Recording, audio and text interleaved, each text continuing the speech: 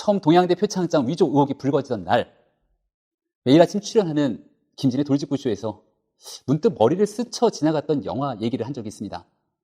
프랑스 칸에서 황금 종려상을 받았던 봉준호 감독의 영화 기생충.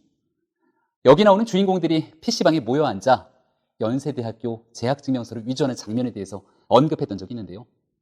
오늘 거의 모든 언론에서 기생충 같은 위조 정황, 영화 기생충처럼 등 조국 장관 딸의 표창장 위조 정황을 소개하면서 영화 기생충을 소환했습니다. 검찰이 밝힌 진실은 아주 간단합니다. 조 장관 딸은 애당초 이런 상을 받은 원본 자체가 존재하지 않았고 컴퓨터 파일로 표창장을 위조했다는 겁니다. 때는 2013년 아들 이름으로 발행된 동양대 총장 명의의 상장을 먼저 스캔을 합니다.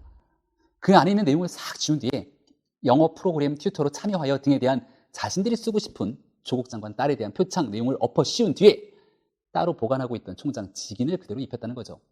그리고 이렇게 완성된 파일은 프린터로 출력해서 사본이란 이름으로 대학 입시에 사용했다는 건데요. 표창장에 기록된 날짜는 2012년 9월로 되어 있지만 실제 이런 파일이 생성된 시기는 2013년이었다는 겁니다. 왜? 2013년도에 조 장관 딸의 서울대학교 의전원 입시가 있었기 때문이죠. 그리고 2014년도 부산대 의전원 입학에 이르기까지 이 가짜 표창장을 사용했다는 겁니다. 검찰은 그래서 공소장에 피고인은 성명불상자 등과 공모하여 사문서인 동양대 총장 명의의 표창장 한 장을 위조하였다 이렇게 적시를 했고요. 이런 파일 위조가 너무나 명확하게 딱 떨어지는 증거를 갖고 있기 때문에 정경심 교수의 소환 없이도 자신 있게 기소를 처리한 셈입니다. 제가 오늘 주제를 대국민 사기극이라고 한 이유는 동양대 총장이 직접 나서서 총장 명의로 발급한 적이 없다 분명한 입장을 밝혔음에도 이와 전혀 다른 주장을 조국 장관 부부 그리고 이와 동조하는 사람들이 전 국민을 향해서 거짓 주장을 해왔기 때문입니다. 다들 기억하시죠? 유시민 노무현재단 이사장이 동양대 총장에게 전화해서 했다는 말, 최성해 총장의 증언에 따르면 시나리오를 하나 보여드릴게 이렇게 얘기하면서 요거 이런 식으로 생각하니까 총장님이 아마 이런 식으로 답변해 줄 거죠. 맞죠? 라면서 유시민 이사장이 이야기를 했다는 겁니다. 그 시나리오라는 게 총장은 표창장 발급 사실 모르지만 직인을 사용하거나 발급하는 권한을 정경심 교수에게 위임해줬고 그래서 표창장이 발급됐기 때문에 법적으로 아무런 문제가 없다. 뭐 이런 내용 아니었겠습니까? 정경심 교수도 최성해 총장에게 전화해서 비슷한 말을 했고 조국 장관도 이 통화에 함께한 사실까지도 밝혀진 바 있습니다. 그런데 이를 어쩝니까? 위임을 하고 싶어도 1년이 지난 뒤에 표창장을 컴퓨터로 오려붙이게 하면서 조작된 가짜 표창장에 대해서 무슨 재간으로 최성해 총장이 위임을 합니까? 청문회 전에 이 표창장 문제 때문에 조국 장관 낙마할 위기에 처할 정도로 여론이 악화된 바가 있었죠. 바로 그때 동양대학교에서 내가 표창장 추천했다. 그 프로그램 내가 잘한다라면서 조국 장관 100기사를 자처하는 이들이 김어준 씨 프로에 등장합니다. 김어준 씨는 조국 장관 감싸기에 바쁜 인사들과 함께 국민의 눈과 귀를 가리면서 여론을 호도하게 이르렀다라고 하는 비판적 시간이 이곳 저곳에서 들려왔습니다. 대국민 사기극 이 말은 과거 정봉주 전 의원이 자신을 향한 성추행 의혹 보도가 프레시안을 통해 나오니 기자회견을 열고 새빨간 거짓말 대국민 사기극이라고 주장했던 바로 거기서 비롯된 그 유명한 말입니다. 이후 결론은 어떻게 됐을까요? 모두가 다 아는 바와 같이 정봉주 전 의원은 정계 은퇴를 선언했고 검찰로부터 이러한 무고 혐의에 대해서는 징역 10개월을 구형받은 바 있습니다. 이런 종류의 표창장 동양대에 널리고 널렸다.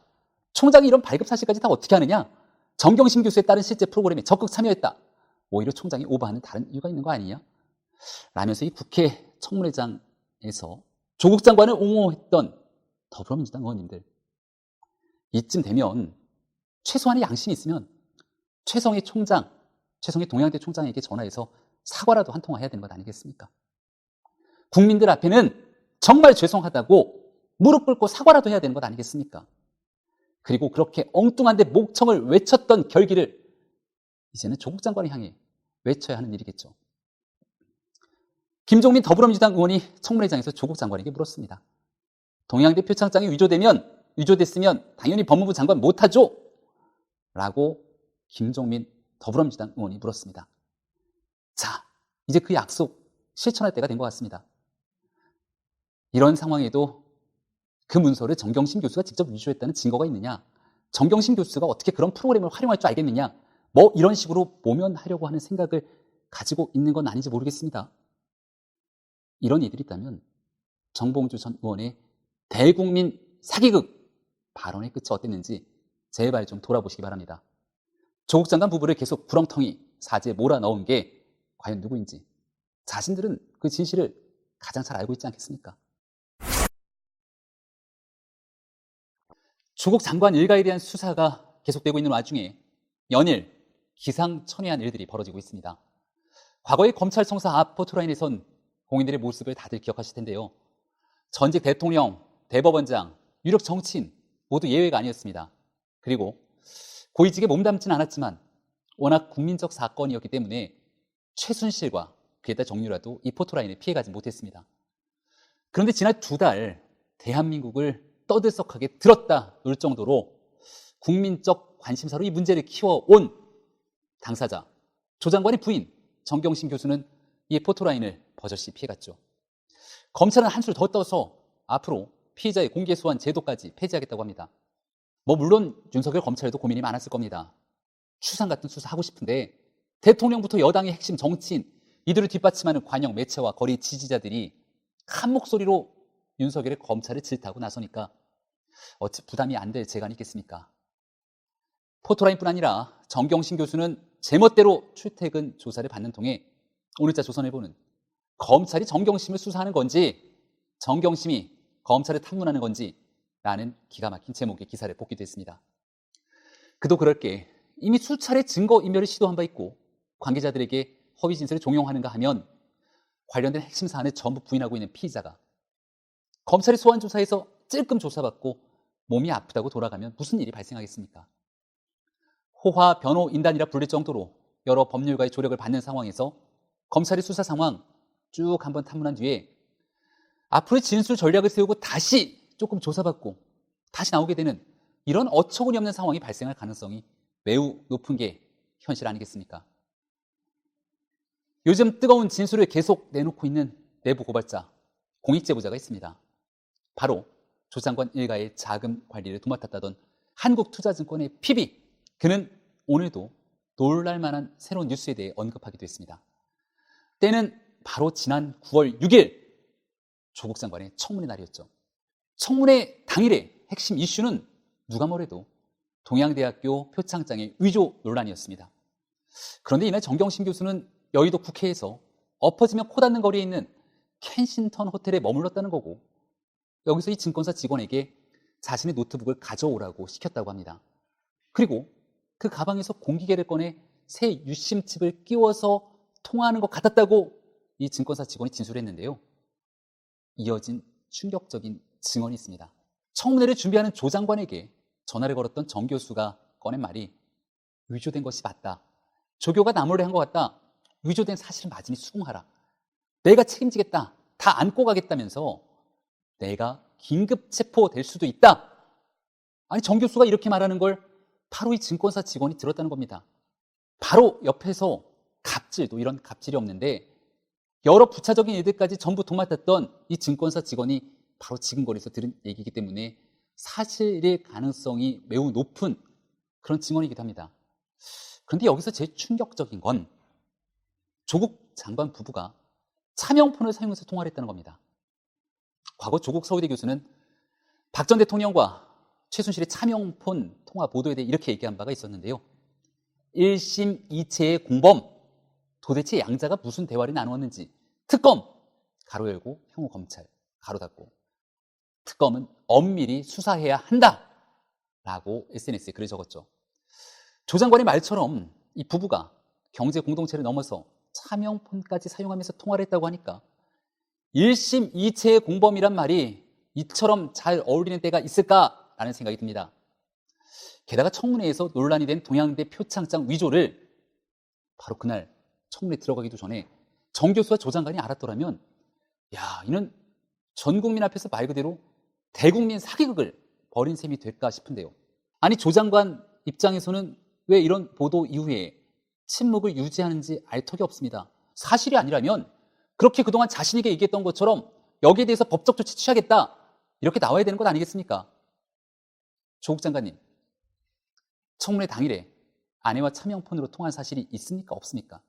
아니, 더 나아가서 청문회 당일뿐만이 아니라 아내와 이 저간에 일어나고 있는 모든 상황 속에서 차명폰으로 통화한 사실이 있습니까? 없습니까? 매우 간단한 이 사실에 대해서 그리 좋아하는 본인의 SNS를 통해 입장을 좀 밝히기를 당부드립니다. 그래야 당신들이 얘기하고 있는 과장된 사실관계와 다른 언론의 보도들이 나가고 있다라는 얘기에 대해서 만약 이것이 거짓이라면 그 사실관계에 대한 진위를 바로잡을 수 있지 않겠습니까? 그리고 왜 국회 청문회 날 관계자들이 바로바로 쉽게 오갈 수 있는 국회의사당 바로 앞에 있는 켄싱턴 호텔의 정경심 교수가 숙소를 잡았는지에 대해서도 의구심을 표하는 국민들이 참 많은 것 같습니다. 혹시 이날 켄싱턴 호텔에 청문회가 열리고 있는 바로 그 당일에 정경심 교수를 만나기 위해 방문한 누군가가 있는 건 아닌지에 대해서도 많은 사람들이 의구심을 표하는 것 같기도 합니다. 자, 그리고 여기서 나타난 이 노트북을 우리가 주목할 필요가 있는데요. 검찰은 이미 8월 27일 본사건 관계자들에 대한 대규모 압수수색을 실시한 바 있습니다. 그리고 9월 3일에는 정 교수의 동양대 사무실도 압수수색이 나섰죠. 정 교수는 자신의 사무실에 압수수색이 들어가기 얼마 전 이미 동양대학교에 들려 파교 PC를 밖으로 반출한 사실이 확인된 바도 있었습니다. 그런데 이런 대규모 압수수색이 있은 후에도 버젓이 자신의 노트북을 증권사 직원을 시켜서 가져오게 한 날이 바로 9월 6일이라는 겁니다. 지금도 검찰은 이 노트북을 찾지 못해 애를 먹고 있고 정 교수 측은 이를 제출할 의지 또한 전혀 없어 보입니다. 자, 지나가는 시민 누구를 붙잡고 물어봐도 이런 경우라면 검찰의 수사는 어떻게 진행해야 좋겠습니까? 이런 기상천외한 피의자의 모습이 더는 보이지 않도록 그리고 증거 인멸 등의 우려가 계속 반복되고 있으니까 구속영장을 쳐서 구속수사에 나서는 것이 그동안 검찰이 수사를 해왔던 원칙 아니겠습니까? 조 장관 딸은 김어준 씨 프로에 나와서 사실관계 해명이 아닌 감성 호소에 읍소하고 조 장관 동생은 구속영장 치니까 디스크 수술을 해야 된다 연계해달라고 하고 참 대단한 피의자들이 아닌가 생각이 되는데요. 너무 오랜 시간 이 사건에 매몰돼서 대한민국 국력이 손실되고 낭비되는 것은 아닌지에 대한 많은 국민적 걱정이 크다고 합니다. 검찰도 이쯤 됐으면 이제 좌고우면하지 말고 죽은 권력에 추상같이 칼을 꺼낸 그 결기대로 살아있는 권력을 향해서 원칙 있는 엄정한 수사에 임해야 합니다.